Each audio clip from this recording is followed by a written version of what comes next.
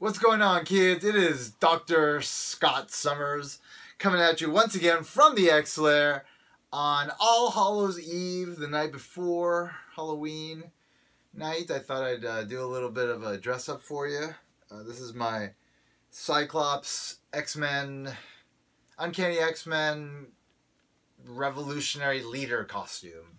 If you don't know the comics, this is the comic that sort of introduced Cyclops in this version. It's him post the Avengers versus X-Men storyline that saw him become a revolutionary leader after having, spoilers, killed Xavier. And yeah, I put this together about a year and a half ago and I haven't used it, so I figured, hey, Halloween night, might as well throw it on and have a little discussion about The Gifted. The Gifted, we had finally episode 5 air tonight, and it really got me involved in the show. Like, it really solidified for me what they're doing with the season, which is introducing us to all these important elements within the X-verse.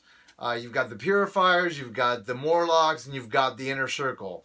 That's what we're exploring. We're exploring the worlds of these three really interesting elements that, you know, normally they would not be a big part of the X-Men world at any given time. They just would sort of be elements that the X-Men themselves would come across and ultimately have some part in a bigger story, but they themselves were never sort of the main event. And here we are getting them as the main event. And that's sort of the benefit of the show that clearly is trying to stay away from like the central X-Men elements, the characters, the storylines. They want to save those for the films, clearly. And so they get to explore here some of the more interesting, again, like sub-elements of the X-verse. The Purifiers are always a really sort of interesting hate group element, metaphor, allegory, and the fact that they're bringing Jace into that Purifier world, and it's sort of a fish out of water type of situation where he's being introduced to something, and he's not quite 100% with it, but he knows that he can affect it and maybe even shape it to be what he needs it to be. And so we get to explore it, but also we get to see this sort of interesting dynamic of him ultimately learning how to wield it for his own ends, which is to make a sort of guerrilla Sentinel Services type of troop that the public supports and is a threat to mutants. I think we saw a part of that today manifest, much like a lot of what the show tries to do, which is very ambitious. It doesn't quite hit the level of like really quality, like realistic drama where, you know, if you had a mob of these hate mongers in this part of this hate group invade a clinic, I feel like it would go down a little bit more dramatically and a little bit bigger than it did. But that's what the show is. The show, you know, just doesn't it doesn't want to, like, you know, push it to the extent that would really kind of make it visceral, or they just don't have the resources for it, you know. Maybe it's either a creative choice or it's a budget choice. And either way, hey, whatever. You know, they're trying, you know, and like with many network shows, they're clearly saving their money. They're saving their money for probably some really big, epic sort of spectacle-laden type of things that we're going to see towards the later part of the season.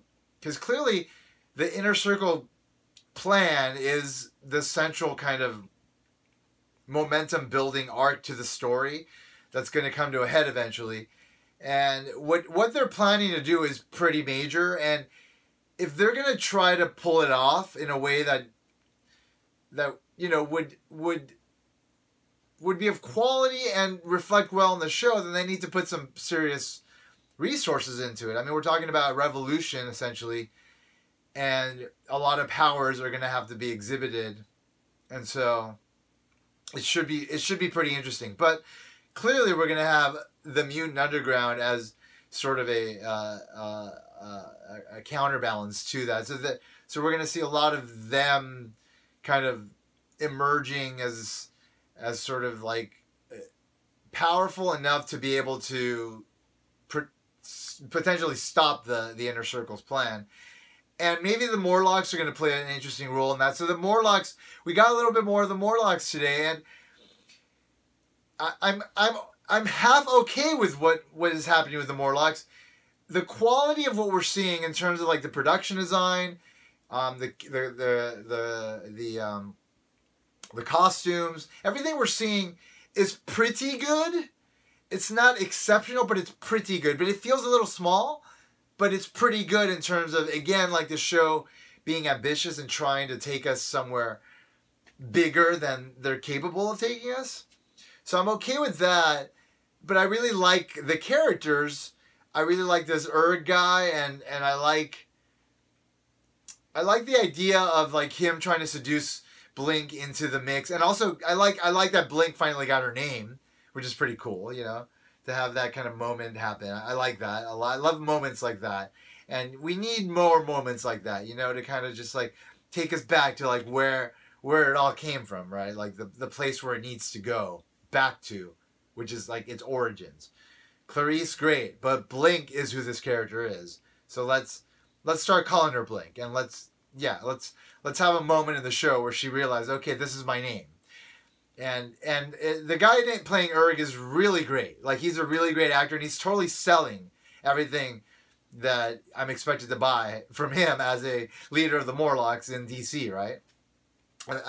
He's selling it well. Like, he's selling every aspect of it. So when he asks the refugees to take on the mutant symbol, which I have thoughts about, I'm going to talk about in a second, it seems like right. It doesn't seem ridiculous, even though it should, right? It's like, well, why the fuck are they going to be expected to burn themselves? Well, okay, I understand why. Like, within the context of this world, it means something to the Morlocks to have something showing that reveals who they are, so that it's a symbol that they don't want to hide. But in the end, it's ironic because they are the epitome of hiding, right? They are hiding underground in sewers where nobody can see them. And he said, like, their purpose is for people to leave them alone.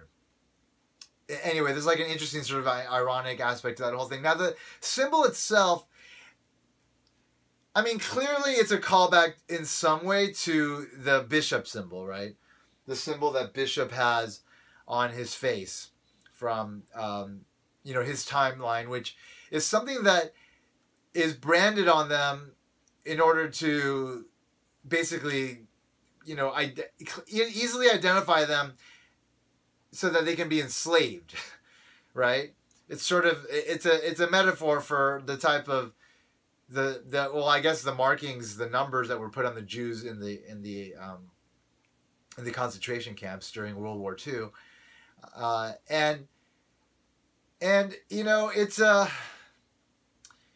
It's a cool idea that they sort of in the show are appropriating that, and they're making it more of a symbol of honor, like just having honor for being what they are versus like being branded as other and not and it being a symbol of them being subordinated as human beings.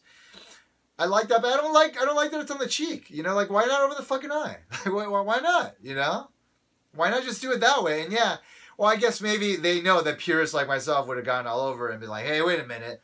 This is not fucking Bishop, and that's not what the symbol means. I guess that makes sense. But nonetheless, if you're going to put an M on a person's fucking face in the X-Men world, it better be over the eye, right? Am I right? Am I right about this? Anyway, I'm willing to put it aside because I really like the drama of, like, the Morlock way and, like, Eclipse sort of trying to reconcile the fact that this like weird shit has to happen in order for people to be safe. I liked it a lot, and I think the actors clearly, Clarice, Eclipse, and Urg, they sell it, and even this girl that they brought who makes these like light orbs, she sold it as well. Like she's great, you know. So I like what's going on. I like the idea of us kind of staying with the Morlocks a lot, and I also like the idea of us going deep into the Purifier world, but a little bit more. I'm going to assume that there are higher levels, right? There are higher levels where maybe funds are being provided for the entire Purifier network, probably that's nationwide or maybe global. So I would like to get into that, because you know that there's like some really cool, sinister elements that could be represented really interestingly, and ultimately can be a really maybe potentially overwhelming force for even the inner circle because of the numbers and maybe the resources they have. So that's an interesting idea, and I hope we go further with it. I hope it's not just like Street Gang. At the very least, I want him to wear like the Purifier robes. Like, that'd be fucking dope. The Purifier robes are really cool. It's like, why not just throw them in there, you know? I mean, if you're going to be all out like what you are, proud of what you are, a hate group, you know, that's going after mutants openly, then, you know, fucking wear the robes, motherfuckers. Put those robes on. I want to see those robes. It's like either black or purple with those white crosses. They look great. I always wanted a statue of a Purifier, but unfortunately Bone Designs is not producing statues right now, and they haven't been for a few years, and they probably won't for a couple more years. But I have a feeling they're going to be coming back pretty soon, and hopefully they will produce a Purifier for us. Anyway, so I like the Purifier stuff. I like the Jace kind of being introduced into that world, and I like how it was like, I like the counterpoint. It was like real subtle, but like the counterpoint of having this kind of really friendly environment, welcoming environment to people. Like, oh, here's coffee and donuts. Like, all fucking innocent, but then in the end, like, it's a sinister organization. Like, their ends are, you know, they're pretty atrocious ends. Like, I mean, you saw one of the Purifiers. He wanted to torture the doctor. You know, he was willing to do that, and he was beating him. So, I mean, these aren't good people, but like when they got together, they had their donuts and their coffee, and amongst each other, they're just like normal people, right? No, they're not. They're horrible, hateful, terrible people. And I like that aspect of it. That's cool. All right, this girl, Rebecca. Hey, tell me, I didn't look her up. I didn't look her up in Wikipedia. Is she a character in the comics? Probably, right? Maybe she appeared once in like some annual or something, like Riva. Maybe that's possible. I was expecting a little bit more from her. I was expecting it to be like some like sort of intriguing arc where we don't know who she is until maybe like the last moment of this episode, and then they say her name and it's like fucking Rogue or some shit. You know, someone like really identifiable, but she's part of some plan, and hey, great, you know? I'm willing to go along for the ride of finding out what is this plan and how big it's going to be. The idea that she can turn things inside out, kind of interesting. Obviously plays a role in some aspect of this plan of theirs. So we'll see where that goes. The Andy and her stuff, it was a little shaky for me because all of a sudden this girl who's been like traumatized is like out with Andy, and she's like just when they're having like that burger or whatever. I mean, yeah, that was a moment where she maybe should be a little bit more comfortable, but she should also kind of be on edge a bit, you know? And then all of a sudden she's like all about like blowing up a police car or screwing with a police car. And that was kind of unexpected. I mean, I don't know, it just feels like she was coming into her own too quickly. Like she came into her own too quickly. But whatever, I'm letting that slide because I like what's happening with Andy. I like the whole Andy thing. And I like the whole thing with his sister as well. And like their conflict, I'm really liking it. And clearly Andy's eventually going to come back, I think. I like everything that I see with Andy, the Cuckoos, and Polaris. When they're all together, I'm just like, hello. Hello, X-Men world. Give me more X-Men. That's how I feel. That's how I feel. That must look really weird with me wearing this weird ass costume. Yeah, the mask was a tricky one. The visor is a little shaky. I know. All right, I know. I did my best. Anyway, I like the Cuckoos. Man, the Cuckoo. Just seeing the Cuckoos is so wonderful. But Lorna is Lorna's a good guy. She's one of the good ones. I understand she's a little bit fucked up right now, and she deserves to have, that edge, that Magneto edge. But I don't know. I don't want her to become a villain because she's not a villain. So hopefully that will change at some point. But we'll see where it's going, because I like. It's great to see, it's great to see these characters just being. 3 Cuckoos, Lorna Dane, and this kid, who clearly is very powerful. Anyway, so the episode there was a couple other things that happened, right? There was the stuff in the clinic with John and the mother and that guy that had that he was like a xenomorph alien, right? He had that acid for blood. There were some interesting moments there. I like moments like that, though, that really kind of build up characters that we already like John. John, Proud Star, people. I mean, this is one of the original X-Men when Storm, Wolverine, Banshee, Colossus, Nightcrawler were introduced, Sunfire. This is one of the OG X-Men. Thunderbird. I mean, he died 3 issues in the comics, but we've seen him in alternate sort of versions. And now he's here. He's one of the central characters here. And it's really kind of cool to see him going through his struggles and the fact that he was willing to burn himself so dramatically in order to get information, in order to make the whole endeavor that they just went through worth it. I thought was really powerful. And I'm really buying Thunderbird. I'm all in on Thunderbird. I want him to wear the costume though at some point. Some version of that costume. I want him to wear it. Give us some costumes, God damn it. Give us some fucking costumes. I want to see some goddamn fucking costumes. Anyway, yeah, what was this, episode 5 maybe of 13? I don't know how the ratings are going. Don't tell me. I hope it's going all right. I want the show to continue. I'm liking where it's going. I when I'm watching the show, I'm just thinking about where else could it go, And it could go a lot of places. So, we need to watch this show, people. You need to give it a chance. Seasons now are about full seasons. They're not about individual episodes. If you don't like individual episodes, then you need to just hang in there and then watch the entire incredible experience of the season, and then you'll realize that you were wrong to dislike the show. If indeed some of you are disliking the show, which I don't know, but it seems as though that there isn't a lot of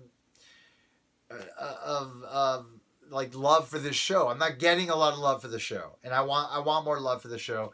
But the show does need to give us a little bit more, and I think it's going to. I think we're in for some good stuff, and I look forward to seeing what's going to happen next. Anyway, happy Halloween, folks.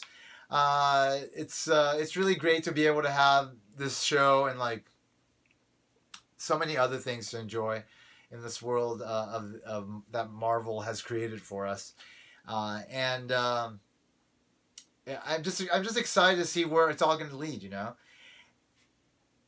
Right now, though, it's going some pretty cool places. If you have not seen Daredevil season 3, I highly recommend it. It is an incredible accomplishment in superhero storytelling. That's all I'm going to say. It was pretty fantastic. I was elated. I did a whole review of it. You can check it out. It's on my channel. Anyway, thank you for checking out my video. If you haven't already done so, click on that button right down there under the screen. It says subscribe. It'll help you keep up with my latest videos. And if you liked the video, click like. If you didn't like the video, click you didn't like. It's all right. It's all right to be honesty. Honesty is the best policy. And as always, folks, I want to remind you that if you haven't already, you better put an X in that box, because ain't nobody checking me. Take care, folks. Bye-bye.